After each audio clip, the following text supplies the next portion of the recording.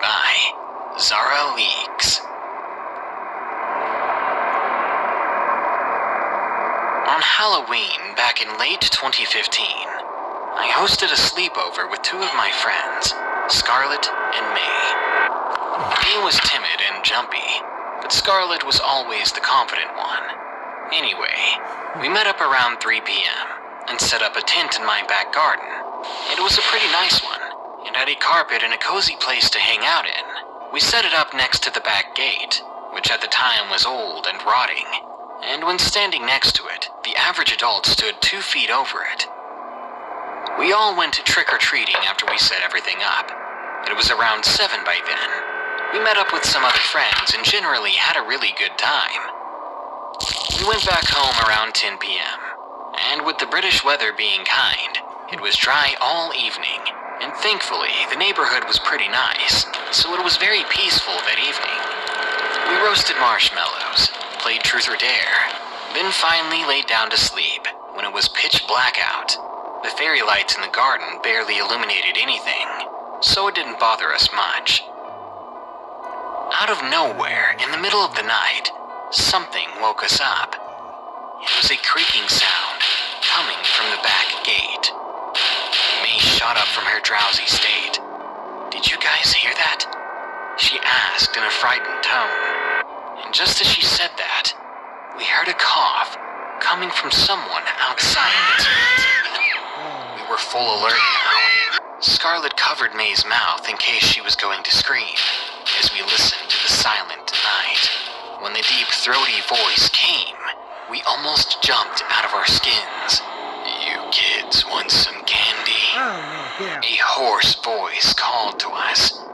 It sounded like an old man, someone who had smoked way too much in their lifetime. The rattling came from the gate again. "Come on, I know you're in there," the voice called out. Tears formed in May's eyes, and I couldn't move.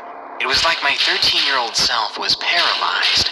Scarlett looked at me and nodded. She showed me her fingers and counted down. That was when we were going to run. When she hit 0, we all made a mad dash back inside the house. I'll never remove that image from my mind. When I turned around, standing at my gate, I saw the man. He had gray, long hair. His beard was matted and disgusting, and he had the most horrific look on his face. It was like pure evil. He looked hungry, but not like a person, but more like a starving predator, as if he wanted to harm us that very moment. The bolt on the gate, luckily, was across, and as he tried, he couldn't get in. But behind those bars on top of my gate, I saw something gleaming in his hand. Oh, hell no. Run. A butcher Run. knife. There was no mistaking it. I gagged in fear as I saw it, and as we made it to the back door, I turned the key, and we ran up to my mother's room. She didn't believe us at first, but after looking out of her window, she ushered us inside, locked her door, and called 999, which is our 911. I then heard knocking on my front door. He must have gone around to it, I thought to myself. But the knocking soon turned to banging, and I heard the old man cussing from just outside. When she heard the sirens, she got off the phone. Then I heard a single curse coming from the man, before he stomped away. His footsteps disappeared into the distance when we heard a police car pull up. They never saw the man, therefore they never caught him. They didn't find him even after we gave all our statements.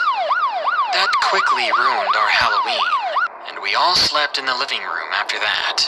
Or rather, we pretended to sleep.